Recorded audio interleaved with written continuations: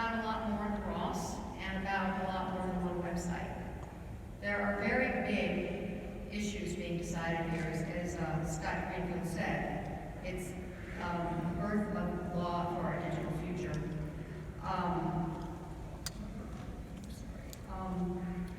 And precedent is going to be set that is going to affect law. We're in kind of uncharted waters in the courts. They're trying to figure out how to apply old law to the digital world, and they're struggling with this. And the Silk Road case is first of its kind. It's going to be one of the major cases that decides precedent.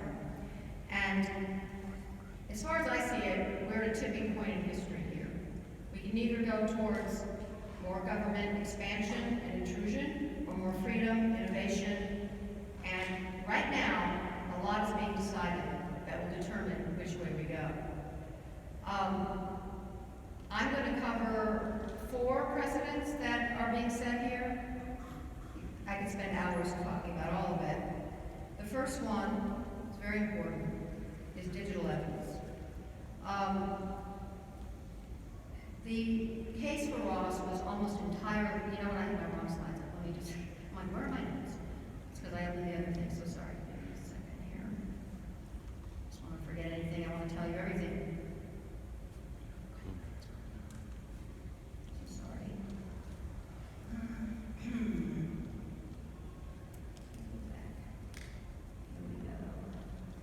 Here we go, there's my notes. Maybe they're there somewhere. So, digital evidence was the main type of evidence that was found used in Ross's trial. And it's not solid. It used to be you had to have fingerprints, you had to have witnesses, you had to have maybe DNA. And now, in this case, practically 100% of the evidence were electronic impressions on a screen that the government kept putting up over and over. And the judge told the jury, this is totally reliable. Well, any expert will tell you it's not reliable. The digital evidence is vulnerable to being tampered with, planted, changed, deleted, without a trace. It is totally unreliable. Mortgage companies know this, which is why they don't take a screenshot of a bank statement. But Judge Forrest's court has a lower standard than that for putting somebody away for life. All you really need to produce this evidence is a computer, and if you want to get fancy, Photoshop. And you can, I don't tell you guys the implications of that, of being able to create evidence out of thin air, basically. I call it Potemkin evidence, because it's kind of like a Potemkin village. This is named after Prince Potemkin in Russia, who, when Catherine the Great was going by, he put up phony villages, facades, to impress her. But they were really just like a Hollywood set. And digital evidence is like that. It can look very impressive on a big screen, especially to people who don't know about technology, and it looks very real. But there is no way to know if it's authentic, and there's no way to know if it's reliable or accurate in any way. And yet the media repeated over and over, they have a mountain of evidence against Ross. I never read one thing, there may be one out there, I didn't read it, that talk about the vulnerability and the unreliability of digital evidence. They said there's a mountain of evidence. Well, you can have a mountain range if you want, if it's digital. It doesn't have substance. You can create it. So like a hologram. It's very dangerous precedent which is being set. And we found out recently how vulnerable it is. A few months ago, several months ago now, the defense team continued after trial to sift through the huge amount of evidence, discovery evidence that was dumped on the defense before trial, and I had a few months to go through it. There was 6 terabytes of evidence. This is the equivalent of 2.5 billion with a B single-space typewritten pages And of course, you can't possibly read all that in a short amount of time. And this apparently is typical behavior for the government to do. But after trial, they kept sifting through it and discovered a folder, an obscure folder. And within that folder was discovered a copy of the Silk Road Forum database. Now, images of that database have been used at trial as evidence against Ross. This copy shows that that evidence had been tampered with. A very significant conversation was deleted, and it's in this other file. And what it consisted of was a conversation between DPR and someone named Not Wonderful, who claimed to be a government employee and wanted to sell DPR information about the government's investigation. And they did set up an account, and he was being paid for this. Well, apparently, he or someone did not want this to be known, and they had enough high-level admin access to go in there and delete all these chats. So, there you go. Completely gone, and if that file had not been copied and had not been discovered, no one would be the wiser. There's no trace of digital evidence. And, there's no way to know what else they did. There's no way to know. Now, we do know that there were 2 corrupt agents. We know because they admitted it. They're in prison now. They stole over $1 million. They had high-level computer abilities. Sean Bridges was working for the NSA at the time. And they had what one journalist called the keys to the kingdom. They could commandeer accounts. They could operate as anyone, including DPR. They had many aliases. They could change passwords, PIN numbers, edit chats, create chats, delete chats on the forum and the marketplace. They had access to bank accounts. I mean, they had the keys to the kingdom. And now it looks like there's another corrupt agent. This one that went in and deleted. This alias was not associated with these 2 guys, and it's a very different personality, and it looks like it's yet another corrupt agent.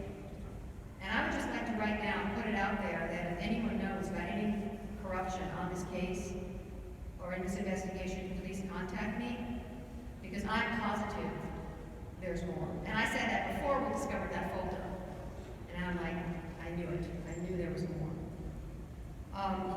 We also, in that folder, there was evidence, clear evidence, that someone using the DPR account accessed the Silk Road Forum on November 18th, almost 7 weeks after Ross was arrested. So who was that? It was someone acting as DPR. There's no way to know how many times when they originally accessed the account, because the record only shows the last login. Could have been years. We don't know how many people. It's, we just know someone did it. I mean, we don't know how many DPRs there were. The government story is, well, Ross is the one and only evil DPR running this multi-bazillion-dollar empire from a laptop in a cafe. And no one else was involved. He's the man. And that's a typical classic 20th century model. You get your guy. You get your trophy. It's obvious that there was another DPR. And Ross's lawyer told me a long time ago, we only know the tip of the iceberg when it comes to this corruption. And now we have another big chunk of the iceberg revealed. And again, it begs the question, how much more is there? How can we rely on any of it now? And, because digital evidence can so easily be changed, tampered with, deleted without a trace. And it would have been deleted without a trace if that folder hadn't been discovered. So it's a travesty of justice that anyone, my son or anyone else, would be convicted and put in a cage based on something this flimsy, this vulnerable, and it puts us all in peril. This can be produced and manufactured with a computer and Photoshop. The defense tried to explain some of this to the jury at the time, that the vulnerability of digital evidence, questions about the laptop investigation, lots of questions about how they handled that, security of open ports, how timestamps can be changed, lots of very suspicious timestamps in the evidence, and why complex technology behind hidden websites makes it practically impossible to prove anything. He was not permitted to take the stand. The judge said one of her reasons was, well, this case doesn't require any special technical knowledge. We don't waste our time with that. And she led the jury to believe it was all good, and they could just take as gospel what was up on that screen. So basically, a mortgage company has a higher standard than Catherine Forrest, a federal judge. Another very important precedent, transferred intent, which is basically making one person responsible for the actions of another, in this case a website host, responsible for what people do on their site. It's not working. You see the ratings on the internet, and it's not just Ross, it's like Kim.com, when they're coming after people who have websites. They say, well, because somebody did something on your website, we think it's criminal. Now we're going to come after you. We're going to take down your business without any authorization. We're going to put you in jail for multiple lifetime sentences. It's absolutely amazing what I've seen in this case against Ross. People need to understand your life is on the line as well. It's not just Ross's life that's being destroyed. They will come after you. I'm interested because the reasons that they put him in prison could happen, but the same thing could happen to anyone. The precedent set with the ways that they put him in prison, like transfer intent, like I'm responsible all of a sudden for somebody else's actions. That's pretty dangerous. That could happen to anyone. So just to be clear, the government did not charge Ross for actually committing the crimes that they said happened on Silk Road. They charged him with hosting a website where other people committed these crimes. He was not charged with actually selling drugs, hacking a computer, laundering money, or any of that. It was the platform, not the product, that he was charged with. And, that since he operated the site, they said that he was in a conspiracy with the vendors and buyers, that he was their partner. And when you think about it, this is extraordinarily expansive. This is the first time that an ISP or a browser or a search engine has ever been criminally charged for hosting activity on a site that allows, or even some of them promoted, illegal activity. So, for example, I have not seen Jeff Bezos hauled into court over Amazon selling illegal prescription drugs or cyanide to a girl that killed herself with it. I haven't seen Google being accused of terrorism because of jihadist activity on Google, or Craig Newmark being held responsible for murders, prostitution, and other things on Craigslist.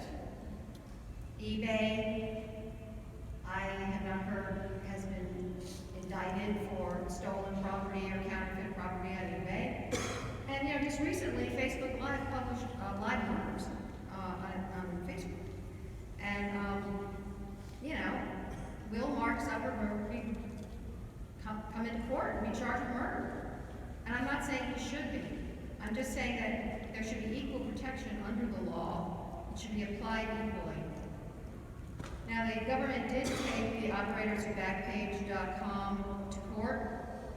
It was a state case, it wasn't federal, it was in California, and the judge said that he exonerated them, and he cited the Communications Decency Act, which was passed by Congress, which says that operators of a website are not held responsible for actions on their site in civil cases, and this judge applied it to a criminal case.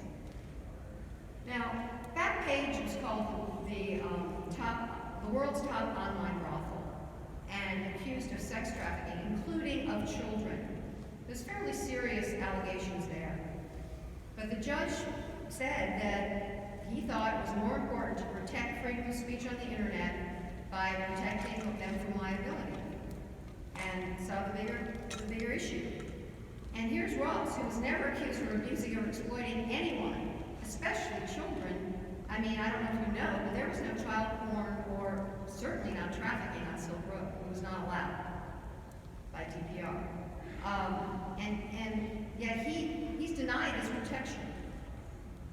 fact, they're using it to give him a double life sentence plus 40 years. And I know there's unsavory and evil things on the internet. I consider child sex trafficking evil. But transferred intent is a very dangerous, slippery slope that expands the criminal umbrella tremendously and gives the government the opportunity to make many more of us criminals and put many more of us in prison. And they're not just looking at websites. FedEx was recently criminally indicted for drug trafficking and money laundering under the same theory of transferred intent because people used it to send illegal pharmaceuticals by FedEx. And FedEx won the case. They backed off because FedEx has very deep pockets and they were fighting it. I haven't heard that they're going after the U.S. Postal Service, by the way. So, another very, very important issue that needs to be addressed here is our Bill of Rights, which is under attack.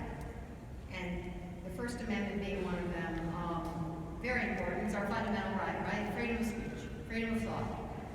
And this Judge Catherine Forrest, partially justified a barbaric sentence by citing the Silk Road's libertarian philosophy.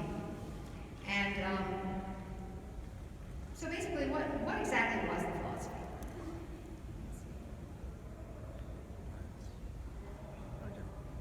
No, Sam?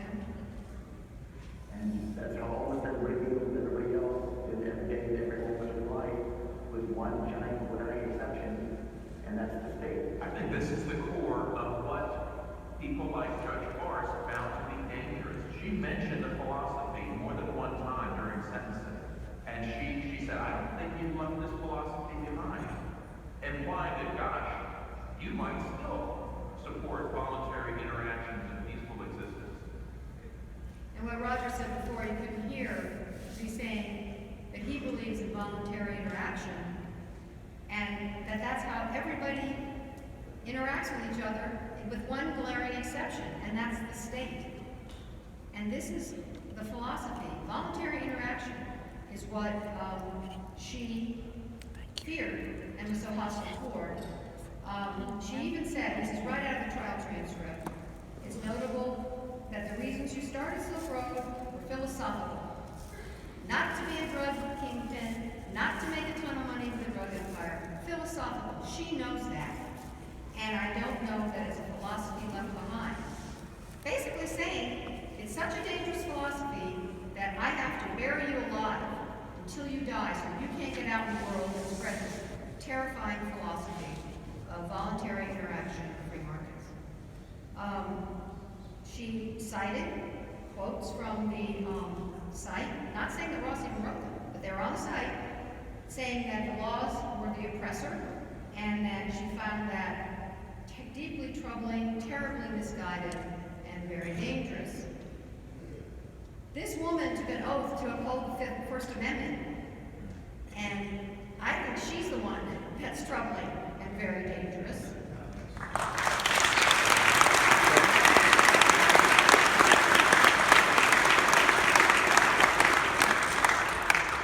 And I just wonder what she'd do with Thomas Jefferson. Gonna put him in a cage too? Maybe so. Right after the sentencing, people were so outraged, and a lot of them commented about the judge on Reason.com. Yes, they were hyperbolic. Yes, the internet tends to be that way. The government didn't like it. Personally, I don't think the judge liked it.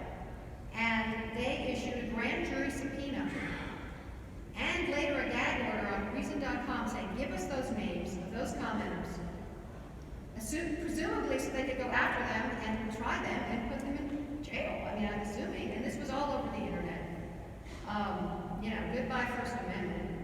Here, stomping on free speech. Here's this slide I love because it shows some of the protesters at Ross's trial who, by the judge, by the way, intimidated the defense into saying, well, basically, you need to ask them to leave.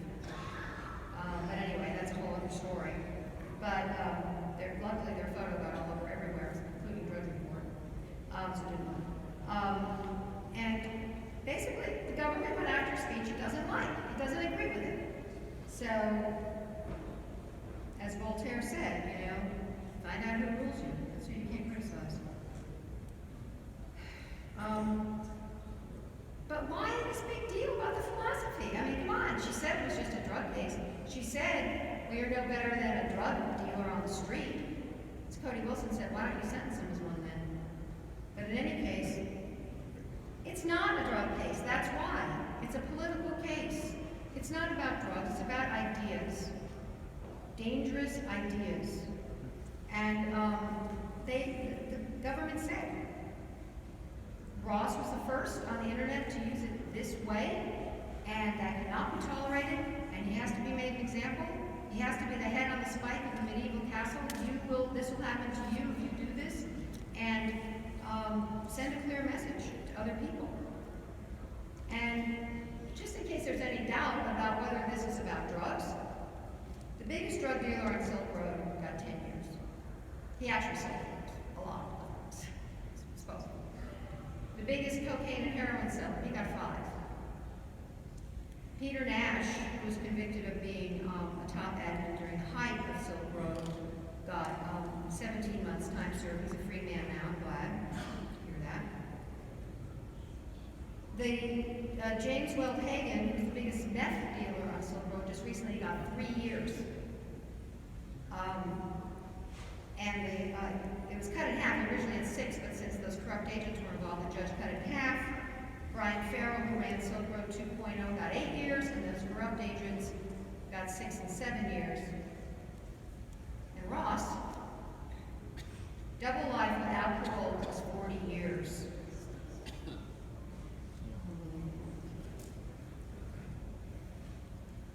Scott Greenfield, that same criminal defense attorney, said, this sentence wasn't about drugs. He got that sentence because he thought he could create a virtual agora beyond the government's reach. And I'd throw in that it was about cryptocurrency. Chuck Schumer, who was behind the investigation, called for the takedown of Silk Road, was on the Senate Finance Committee, the Banking Committee, and I believe, personally, that they found Bitcoin extremely threatening. You don't mess with their money. You don't compete with their money. And that was not going to fly. And they also brought up Tor, and they even wrote in their papers, anyone who uses Tor has criminal intent. They didn't like that. I used Tor.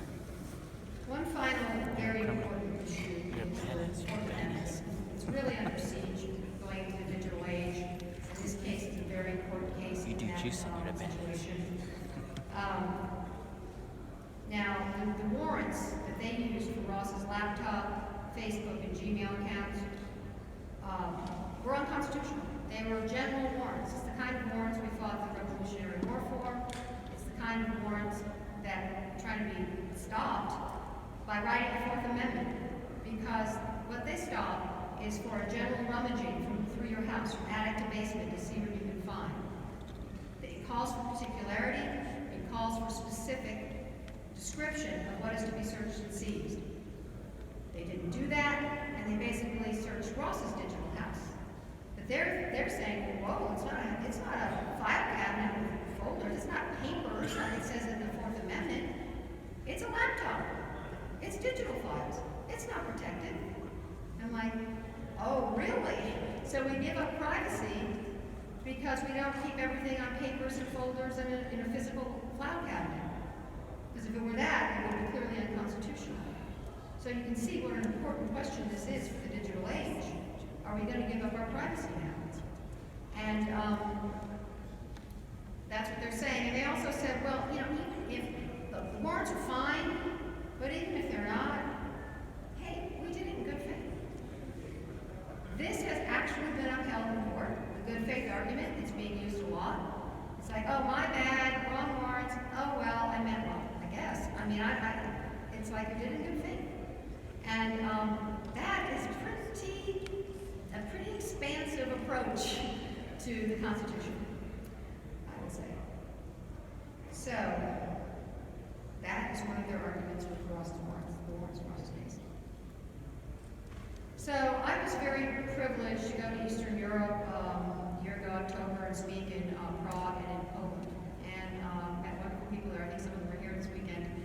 And those people understand tyranny. They've lived under Stalin and Hitler. And it's really great to be with them. Part of the trip, we went to Auschwitz. Here I am in Auschwitz. And this was a very impactful experience for me to actually be there. It's really, it's just really powerful experience. And I overheard a tour guide say to his group, the lesson here is watch your politicians. This wasn't that long. So it's about big issues. It's very important. It's not just Ross, but it is also a person. Ross is a person. He's real, as Terry's saying. He's a real person, and I would say that he's one of you. Missing the beginning. And there was all kinds of, who could guess what this guy was? But when we saw him, he was just one of us. And worse, he was from Austin. He was from our backyard. My engineer at the time, John, went to school at the West. And we realized this isn't some guy from an international network, right? This isn't some kingpin. This isn't some guy that's going to be able to call his buddies in the Italian government and bail him out for weird diplomatic reasons. He's only got the liberty of the best case scenario. So we knew that if we didn't step up for him, if we didn't go meet his family, if we didn't put this stuff together, Bitcoin, raise money for him, if we couldn't embrace him, no one was going to. And that's always been my motivation entirely, simply to show that we are committed to the principles of our movement, and that we won't desert really one of the heroes of our movement who tried to bring something beautiful into being and was inspired by the principles of liberty. So to get an idea of who Ross is, I want to read you a letter he wrote me. He wrote it to share with you, because I told him I was coming here. I just want to read it to you. Hi, everybody. As I write this, I've spent 1,228 days in captivity. I don't count the days, but I add them up just now for you, to give you a little perspective. I've been through a lot in those days, and it hasn't always been pretty. But I've come to a place now where I hope I can offer up some wisdom, and that, by imparting it to you, some meaning will be given to my journey thus far. My message to you today is not new, but it's one that bears repeating because we are ever in need of encouragement when we struggle, not knowing if our efforts will yield fruit. The message is this: you are stronger than you think. There is a part of each of us that no one can touch and nothing can break. Everything the government has thrown at me, no matter how devastating at first, I've been able to adapt to. Whether it's solitary confinement, a life sentence, or the interminable pettiness of prison life, I found a way to make the most of it. Instead of crumbling under the pressure, it has refined me into a better person, someone who can better understand the struggles of others and has what feels like an unshakable core. You are stronger than you think. Whatever obstacles you face or burdens you carry, you're bigger than them, if only because they are material and temporal. The part of you they can't destroy, your spirit, your will, is beyond that and will always be there to rise and fight another day. Do not shy, therefore, from adversity, but welcome it when it befalls you as an opportunity to grow stronger. Seek challenges beyond your capabilities so that you may test your limits and push them ever further out. Draw inspiration from me if you feel weak or defeated or hopeless or alone. Find encouragement in the fact that even when I've been through what I've been through would not break you, and you would even bring out the best in you. As I often said to my former cellmate, we got this. Whatever comes, we'll rise to meet it together and come through the other side better for it.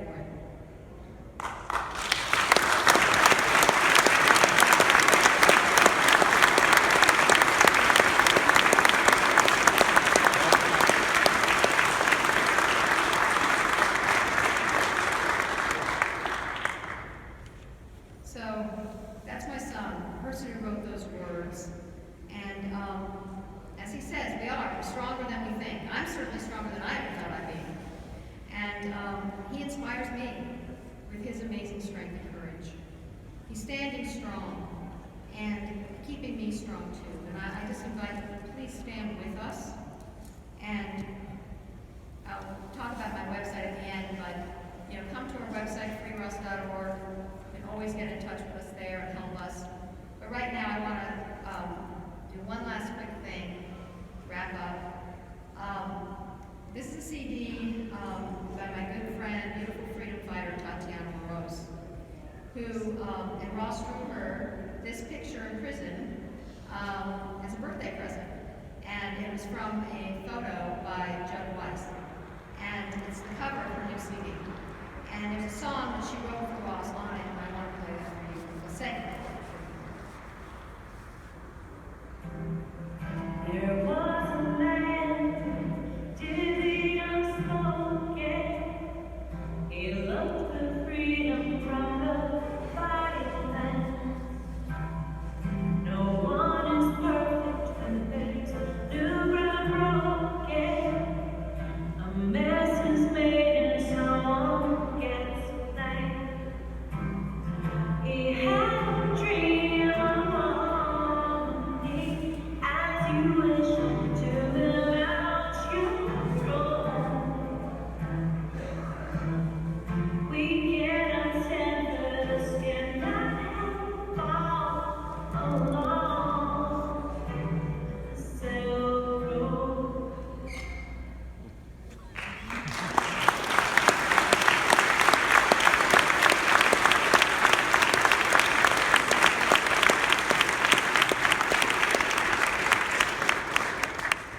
She'll be singing tonight at the dinner, and Tatiana will also be speaking today for you. But again, please go to our website. There's so many ways you can help. We're only one family, and we're small, some friends, and the government's very, very big. And it needs to be grassroots, because it's really about all of us. And of course, you can donate. You need money always. It's ridiculously expensive to fight the federal government. There's a tax-deductible option. If you buy on Amazon through our web page, there's a button, you get a little back. We have t-shirts here in the Bitcoin.com room and in our store, along with lots of other cool stuff. There's an art game based on more art crosses. You can play for $1 and help reveal the art. Also, it's not just about money. It's volunteering. I don't know a lot. I'm not particularly versed in technology or social media. I mean, I've gotten better. We need help. It's a big effort. We really want to make it about bigger issues and make more widespread. So if you want to be on Team Ross, just go to the website and contact me. Very easy. Contact page. And again, for Ross, but for all of us, thank you so much.